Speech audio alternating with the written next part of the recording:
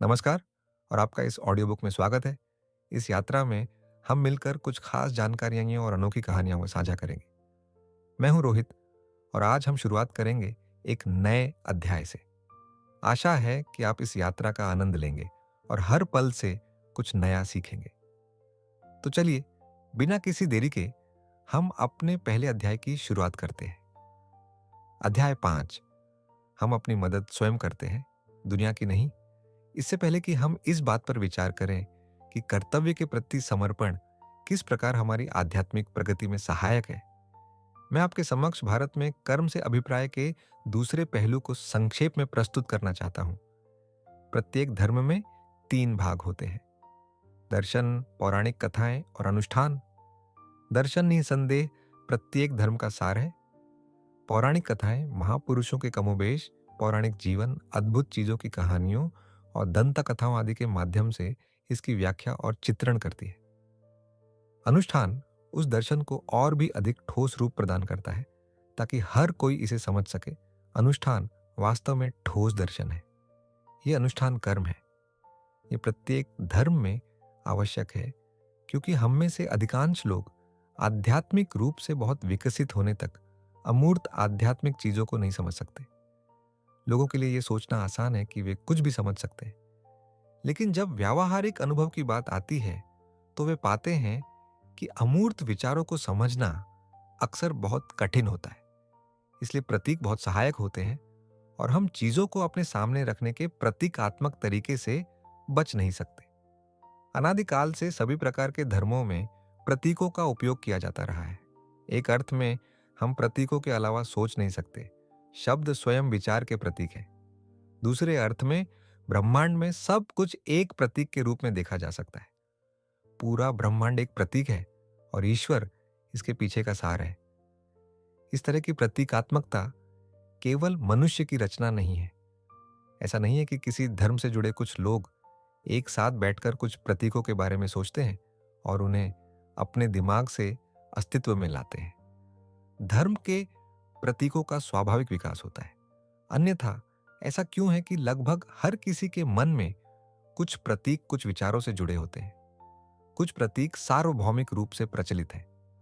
आप में से कई लोग सोच सकते हैं कि क्रॉस सबसे पहले ईसाई धर्म के संबंध में एक प्रतीक के रूप में अस्तित्व में आया, लेकिन वास्तव में यह ईसाई धर्म से पहले, मूसा के जन्म से पहले, वेदों के दिए जाने से पहले, मानवीय चीजों का कोई मानवीय रिकॉर्ड होने से पहले अस्तित्व में था। क्रॉस पाया जा सकता है एज़टेक और फोनिशियन के बीच अस्तित्व में था। ऐसा लगता है कि हर जाति के पास क्रॉस था। फिर क्रूस पर चढ़े हुए उद्धारकर्ता का प्रतीक, क्रूस पर चढ़े हुए व्यक्ति का प्रतीक लगभग हर राष्ट्र को ज्ञात था। वृत्त दुनिया भर में एक महान प्रतीक रहा है। फिर सभी प्रतीकों में सबसे सार्वभौमिक है स्वस्तिक। एक समय ऐसा माना जाता था कि बौद्ध इसे अपने साथ पूरी दुनिया में ले गए थे, लेकिन यह पाया गया है कि बौद्ध धर्म से कई युग पहले इसका इस्तेमाल राष्ट्रों के बीच किया जाता था। पुराने बेबीलोन और मिस्र में इसे पाया गया था। यह क्या दर्शाता है? ये सभी प्रतीक पूरी तरह से पारंपरिक नहीं हो सकते थे। उनके लिए कोई कारण होना चाहिए। उनके और मानव मन के बीच कोई स्वाभाविक जुड़ाव होना चाहिए। भाषा परंपरा का परिणाम नहीं है। ऐसा नहीं है कि लोग कभी भी कुछ विचारों को कुछ शब्दों द्वारा दर्शाने के लिए सहमत हुए हों। ऐसा कभी नहीं हुआ कि कोई विचार बिना संगत शब्द के हो या कोई शब्द बिना संगत विचार के हो। विचार और शब्द अपने स्वभाव में अविभाज्य हैं। विचारों को दर्शाने वाले प्रतीक ध्वनि प्रतीक या रंग प्रतीक हो सकते हैं। बहरे और गूंगे लोगों को ध्वनि प्रतीकों के अलावा अन्य माध्यमों से भी सोचना पड़ता है। मन में हर विचार का एक प्रतिरूप होता है। इसे संस्कृत दर्शन में नाम रूप कहा जाता है। प्रतीकों की एक प्रणाली बनाना उतना ही असंभव है जितना कि भाषा बनाना। दुनिया के कर्मकांडीय प्रतीकों में हमें मानवता के धार्मिक विचारों की अभिव्यक्ति मिलती है। ये कहना आसान है कि अनुष्ठानों और मंदिरों और इस तरह के सभी सामानों का कोई उपयोग नहीं है। आधुनिक समय में हर बच्चा यही कहता है, लेकिन सभी के लिए यह देखना आसान होना चाहिए कि जो लोग मंदिर के अंदर पूजा करते हैं वे कई मामलों में उन लोगों से अलग होते हैं जो वहां पूजा नहीं करेंगे। इसलिए विशेष मंदिरों, अनुष्ठानों और अन्य ठोस रूपों को विशेष धर्मों के साथ जोड़ने से उन धर्मों के अनुयायियों के मन में वे विचार आने लगते हैं जिनके लिए वे ठोस चीजें प्रतीक के रूप में खड़ी होती हैं। और अनुष्ठानों और प्रतीकात्मकता को पूरी तरह से नजरअंदाज करना बुद्धिमानी नहीं है। इन चीजों का अध्ययन और अभ्यास स्वाभाविक रूप से कर्म योग का एक हिस्सा है। इस कर्म विज्ञान के और भी कई पहलू हैं। उनमें से एक है विचार और शब्द के बीच के संबंध को जानना और यह जानना कि शब्द की शक्ति से क्या हासिल किया जा सकता है। हर धर्म में शब्द की शक्ति को मान्यता दी गई है, यहां तक कि उनमें से कुछ में सृष्टि को भी शब्द से ही उत्पन्न बताया गया है। ईश्वर के विचार का बाह्य पहलू शब्द है, और जैसा कि ईश्वर ने सृष्टि करने से पहले सोचा और इच्छा की, सृष्टि शब्द से ही उत्पन्न हुई। हमारे भौतिकवादी जीवन के इस तनाव और भागदौड़ में हमारी नसें संवेदनशीलता खो देती हैं और कठोर हो जाती है। हम जितने बड़े होते हैं, जितना अधिक समय तक दुनिया में उलझे रहते हैं, हम उतने ही अधिक कठोर होते जाते हैं और हम उन चीजों की भी उपेक्षा करने लगते हैं जो हमारे आसपास लगातार और प्रमुख रूप से घटित होती रहती है। हालांकि मानव स्वभाव कभी कभी खुद को मुखर करता है और हम इनमें से कुछ सामान्य घटनाओं के बारे में पूछताछ करने और उन पर आश्चर्य करने के लिए प्रेरित होते हैं। इस प्रकार आश्चर्य करना प्रकाश प्राप्ति का पहला कदम है। शब्द के उच्च दार्शनिक और धार्मिक मूल्य के अलावा हम देख सकते हैं कि ध्वनि प्रतीक मानव जीवन के नाटक में एक प्रमुख भूमिका निभाते हैं। मैं आपसे बात कर रहा हूं, मैं तुम्हें छू नहीं रहा हूं। मेरे बोलने से उत्पन्न वायु की धड़कनें तुम्हारे कानों में जाती हैं, वे तुम्हारी नसों को छूती हैं और तुम्हारे मन में प्रभाव उत्पन्न करती है। तुम इसका विरोध नहीं कर सकते। इससे अधिक अद्भुत और क्या हो सकता है। एक आदमी दूसरे को मूर्ख कहता है और इस पर दूसरा खड़ा होकर अपनी मुट्ठी बांध लेता है और उसकी नाक पर घूंसा मार देता है। शब्द की शक्ति तो देखो। एक स्त्री रो रही है और दुखी है, दूसरी स्त्री आती है और उससे कुछ कोमल शब्द बोलती है। रोती हुई स्त्री का दुबला शरीर तुरंत सीधा हो जाता है, उसका दुहाग दूर हो जाता है और वह पहले से ही मुस्कुराने लगती है। शब्दों की शक्ति के बारे में सोचो। वे उच्च दर्शन के साथ साथ सामान्य जीवन में भी एक महान शक्ति है। दिन रात हम बिना सोचे समझे और बिना जांच पड़ताल के इस शक्ति का उपयोग करते। इस शक्ति की प्रकृति को जानना और इसका सदुपयोग करना भी कर्मयोग का एक अंग है। दूसरों के प्रति हमारा कर्तव्य दूसरों की मदद करना है, दुनिया का भला करना है। हमें दुनिया का भला क्यों करना चाहिए? जाहिर है, दूसरों की मदद करने के लिए दुनिया की मदद करना हमारा लक्ष्य होना चाहिए, लेकिन वास्तव में हमें खुद की मदद करनी चाहिए। हमें हमेशा दुनिया की मदद करने की कोशिश करनी चाहिए, यही हमारा सर्वोच्च उद्देश्य होना चाहिए। लेकिन अगर हम अच्छी तरह से विचार करें तो हम पाएंगे कि दुनिया को हमारी मदद की बिल्कुल भी जरूरत नहीं है। ये दुनिया इसलिए नहीं बनी है कि आप या मैं आकर इसकी मदद करें। मैंने एक बार एक उपदेश पढ़ा था जिसमें कहा गया था, ये सारी सुंदर दुनिया बहुत अच्छी है क्योंकि यह हमें दूसरों की मदद करने का समय और अवसर देती है। जाहिर है, ये एक बहुत ही सुंदर भावना है, लेकिन क्या यह कहना ईश निंदा नहीं है कि दुनिया को हमारी मदद की जरूरत है? हम इस बात से इनकार नहीं कर सकते कि इसमें बहुत दुख है। इसलिए दूसरों की मदद करना सबसे अच्छी बात है जो हम कर सकते हैं। हालांकि लंबे समय में हम पाएंगे कि दूसरों की मदद करना केवल खुद की मदद करना है। बचपन में मेरे पास कुछ सफेद चूहे थे। उन्हें एक छोटे से डिब्बे में रखा गया था जिसमें छोटे छोटे पहिए थे, और जब चूहे पहियों को पार करने की कोशिश करते थे तो पहिए घूमते रहते थे और चूहे कभी कहीं नहीं जाते थे। यही बात दुनिया और हमारी मदद के साथ भी है। एकमात्र मदद यह है कि हमें नैतिक अभ्यास मिलता है। ये दुनिया न तो अच्छी है और न ही बुरी। हर व्यक्ति अपने लिए एक दुनिया बनाता है।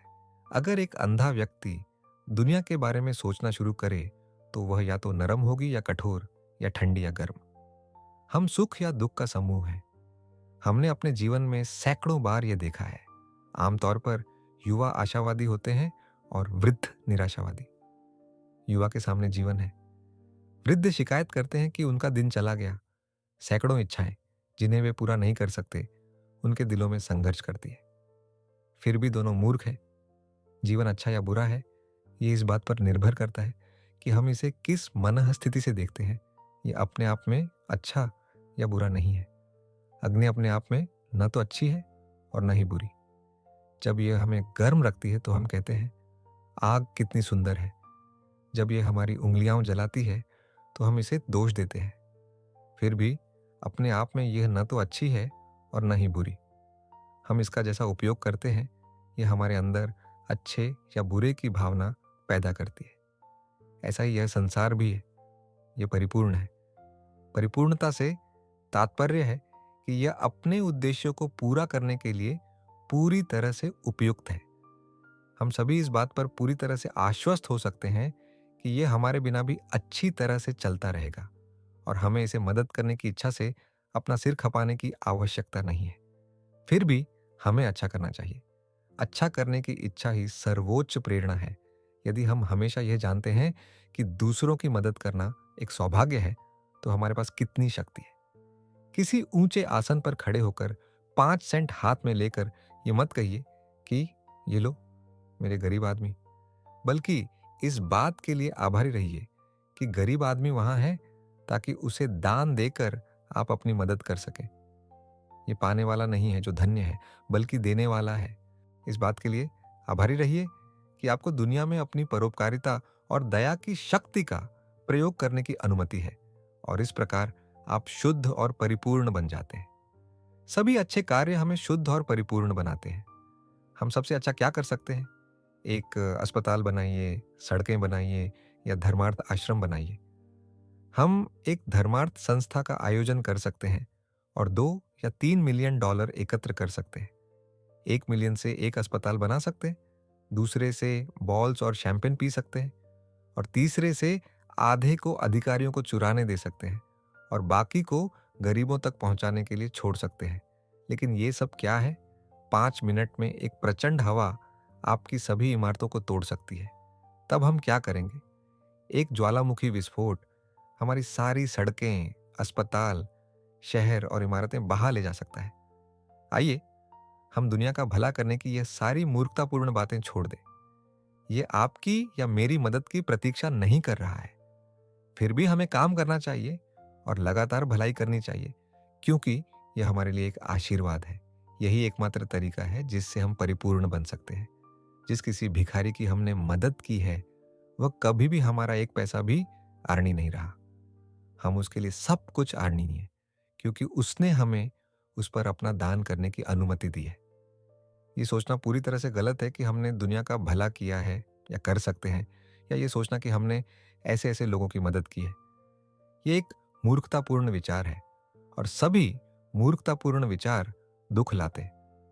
हम सोचते हैं कि हमने किसी व्यक्ति की मदद की है और उम्मीद करते हैं कि वह हमें धन्यवाद देगा, और क्योंकि वह ऐसा नहीं करता है इसलिए हमें दुख मिलता है। हम जो करते हैं उसके बदले में हमें कुछ भी उम्मीद क्यों करनी चाहिए? जिस व्यक्ति की आप मदद करते हैं उसके प्रति कृतज्ञ रहें, उसे भगवान के रूप में सोचें। क्या अपने साथियों की मदद करके भगवान की पूजा करने की अनुमति देना एक बड़ा सौभाग्य नहीं है? यदि हम वास्तव में अनासक्त होते तो हमें व्यर्थ आशा के इस सारे दुख से मुक्ति मिल जाती और हम संसार में प्रसन्नतापूर्वक अच्छे कार्य कर सकते थे। किए गए काम से कभी भी दुख या कष्ट नहीं आएगा, बिना किसी लगाव के।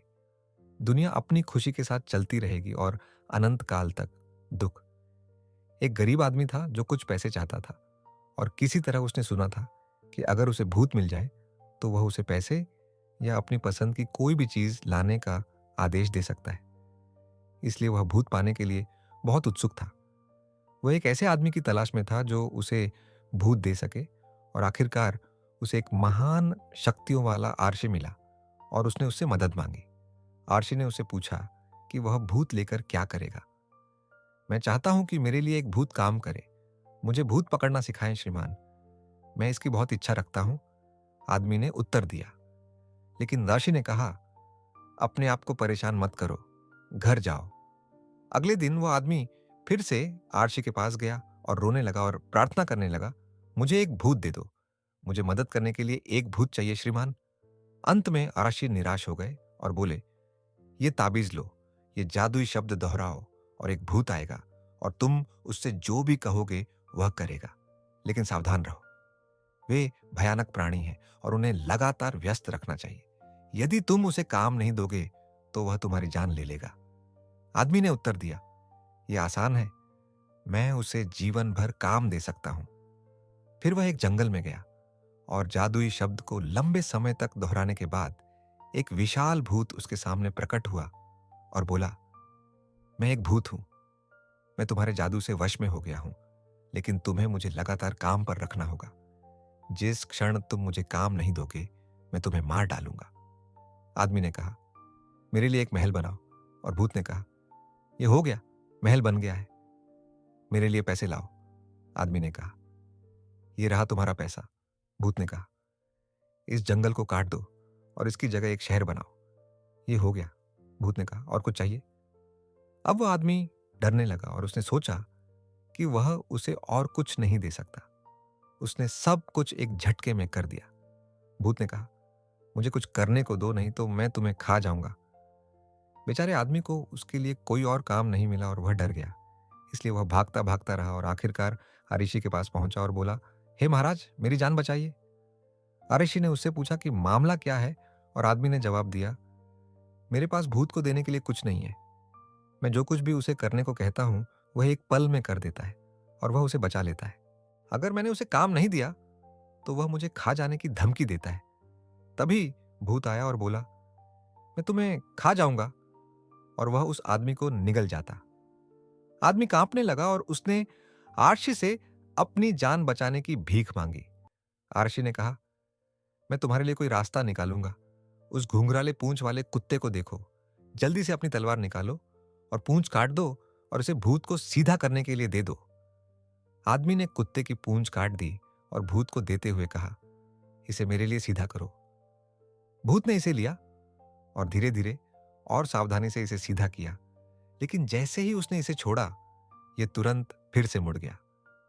एक बार फिर उसने बड़ी मेहनत से इसे सीधा किया, केवल यह पाने के लिए कि जैसे ही उसने इसे छोड़ने का प्रयास किया यह फिर से मुड़ गया। वह कई दिनों तक इस तरह से चलता रहा, जब तक कि वह थक नहीं गया और बोला, मैं अपने जीवन में पहले कभी ऐसी मुसीबत में नहीं पड़ा। मैं एक पुराना अनुभवी भूत हूं, लेकिन मैं पहले कभी ऐसी मुसीबत में नहीं पड़ा। मैं तुम्हारे साथ समझौता करूंगा। उसने उस आदमी से कहा, तुम मुझे छोड़ दो और मैं तुम्हें वह सब कुछ रखने दूंगा जो मैंने तुम्हें दिया है, और वादा करता हूं कि मैं तुम्हें कोई नुकसान नहीं पहुंचाऊंगा। वह आदमी बहुत खुश हुआ और उसने खुशी खुशी प्रस्ताव स्वीकार कर लिया। यह संसार कुत्ते की घुंघराली पूंछ के समान है और लोग सैकड़ों वर्षों से इसे सीधा करने का प्रयास कर रहे हैं, लेकिन जब वे इसे छोड़ देते हैं तो ये फिर से घुंघराली हो जाती है। अन्यथा ऐसा कैसे हो सकता है? सबसे पहले व्यक्ति को बिना आसक्ति के काम करना आना चाहिए, तब वह कट्टर नहीं होगा। जब हम जान लेंगे कि यह संसार कुत्ते की घुंघराली पूंछ के समान है और कभी सीधा नहीं होगा, तो हम कट्टर नहीं बनेंगे। यदि संसार में कट्टरता न होती तो यह आज की तुलना में कहीं अधिक प्रगति करता। यह सोचना गलत है कि कट्टरता मानव जाति की प्रगति में सहायक हो सकती है। इसके विपरीत यह घृणा और क्रोध पैदा करने वाला एक अवरोधक तत्व है, जो लोगों को एक दूसरे से लड़ने और उन्हें असहानुभूतिपूर्ण बनाने का कारण बनता है। हम सोचते हैं कि हम जो कुछ भी करते हैं या हमारे पास है वह संसार में सर्वश्रेष्ठ है, और जो हम नहीं करते या हमारे पास नहीं है उसका कोई मूल्य नहीं है। इसलिए जब भी आप में कोई प्रवृत्ति हो तो कुत्ते की घुंघराली पूंछ का उदाहरण हमेशा याद रखें। कट्टरपंथी बनना, तुम्हें दुनिया के बारे में चिंता करने या खुद को परेशान करने की जरूरत नहीं है। यह तुम्हारे बिना भी चलता रहेगा। जब तुम कट्टरता से दूर रहोगे तभी तुम अच्छा काम कर पाओगे। संतुलित दिमाग वाला, शांत व्यक्ति, अच्छी समझ और शांत नसों वाला, बहुत सहानुभूति और प्रेम वाला व्यक्ति ही अच्छा काम करता है और इस तरह खुद का भला करता है। कट्टरपंथी मूर्ख होता है और उसमें कोई सहानुभूति नहीं होती। वह कभी दुनिया को सीधा नहीं कर सकता, न ही खुद शुद्ध और परिपूर्ण बन सकता है। आज के व्याख्यान के मुख्य बिंदुओं को संक्षेप में प्रस्तुत करें। सबसे पहले हमें यह ध्यान रखना चाहिए कि हम सब संसार के कर्जदार हैं और संसार हमारा कुछ भी कर्जदार नहीं है। संसार के लिए कुछ भी करने का अवसर मिलना हम सबके लिए बहुत बड़ा सौभाग्य है। संसार की सहायता करके हम वास्तव में अपनी ही सहायता करते हैं। दूसरी बात यह है कि इस ब्रह्मांड में ईश्वर है। यह सत्य नहीं है कि यह ब्रह्मांड भटक रहा है और इसे आपसे और मुझसे सहायता की आवश्यकता है। ईश्वर सदैव इसमें विद्यमान है। वह अमर है, सदा क्रियाशील है और अनंत रूप से सजग है। जब सारा ब्रह्मांड सोता है तब भी वह नहीं सोता, वह निरंतर कार्य करता रहता है। संसार के सभी परिवर्तन और अभिव्यक्तियां उसकी है। तीसरी बात, हमें किसी से घृणा नहीं करनी चाहिए। यह संसार सदैव अच्छाई और बुराई का मिश्रण बना रहेगा। हमारा कर्तव्य है कि हम कमजोरों के साथ सहानुभूति रखें और गलत करने वालों से भी प्रेम करें। संसार एक महान नैतिक व्यायामशाला है जिसमें हम सभी को अभ्यास करना चाहिए ताकि हम आध्यात्मिक रूप से अधिकाधिक मजबूत बन सकें। चौथा, हमें किसी भी तरह का कट्टरपंथी नहीं होना चाहिए क्योंकि कट्टरता प्रेम के विपरीत है। आप कट्टरपंथियों को यह कहते हुए सुनते हैं, मैं पापी से घृणा नहीं करता, मैं पाप से घृणा करता हूं, लेकिन मैं उस व्यक्ति का चेहरा देखने के लिए किसी भी दूरी तक जाने के लिए तैयार हूं जो वास्तव में पाप और पापी के बीच अंतर कर सकता है। ऐसा कहना आसान है। अगर हम गुणवत्ता और सार के बीच अच्छी तरह से अंतर कर सकते हैं तो हम पूर्ण मनुष्य बन सकते हैं। ऐसा करना आसान नहीं है। और इसके अलावा हम जितने शांत होंगे और हमारी नसें जितनी कम अशांत होंगी, हम उतना ही अधिक प्रेम करेंगे और हमारा काम उतना ही बेहतर होगा।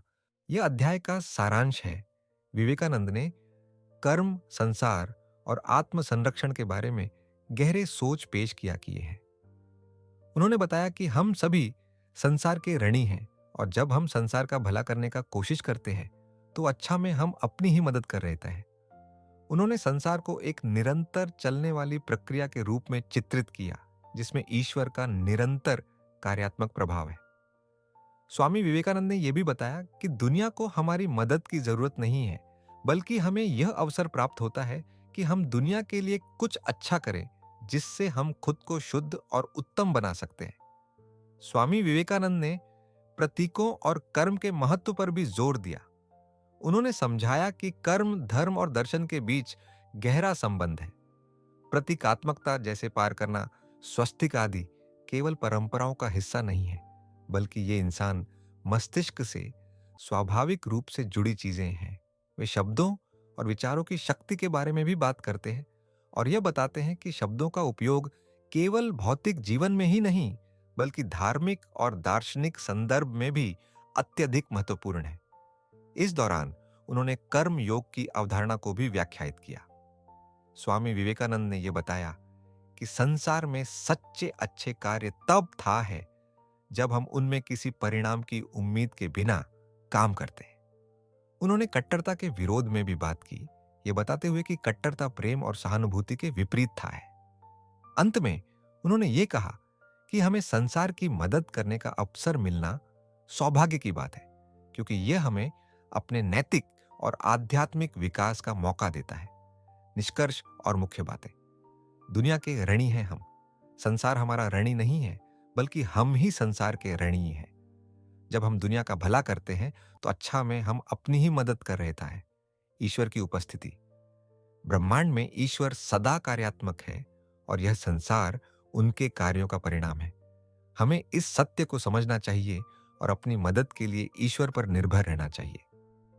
प्रतीकों और कर्म का महत्व, हर धर्म में प्रतीकों और कर्म का एक महत्वपूर्ण स्थान है। इन प्रतीकों और कर्मों को समझकर ही हम धार्मिक और आध्यात्मिक दृष्टिकोण से जीवन को सही ढंग से जी सकते हैं। कर्म योग और अनासक्ति, कर्म को बिना किसी परिणाम की अपेक्षा और निःस्वार्थ भाव से करना चाहिए। यह हमें शुद्ध करता है और आध्यात्मिक उन्नति की दिशा में आगे बढ़ाता है। कट्टरपंथ और प्रेम, कट्टरता किसी भी धर्म और दर्शन के लिए सही नहीं है। प्रेम और सहानुभूति ही हमारे वास्तविक गुण हैं। हमें कट्टरता से बचना चाहिए और हर स्थिति में प्रेम की भावना रखनी चाहिए। संसार में अच्छाई और बुराई का मिश्रण संसार हमेशा अच्छाई और बुराई का मिश्रण रहेगा। हमारा कर्तव्य है कि हम कमजोरों के साथ सहानुभूति रखें और गलत करने वालों से भी प्रेम करें। आध्यात्मिक विकास और शांति आत्म संरक्षण के लिए हमें शांत और संयमित रहना होगा। शांति से ही हम प्रेम कर सकते हैं और सही कार्य कर सकते हैं, जो हमारे जीवन में संतुलन और शांति लाएगा। इस प्रकार स्वामी विवेकानंद का यह उपदेश हमें यह सिखाता है कि हमें न केवल संसार का भला करने के लिए, बल्कि अपनी आध्यात्मिक उन्नति के लिए भी कर्म योग और निस्वार्थता की दिशा में कदम बढ़ाना चाहिए। तो अगले अध्याय में फिर मिलते हैं।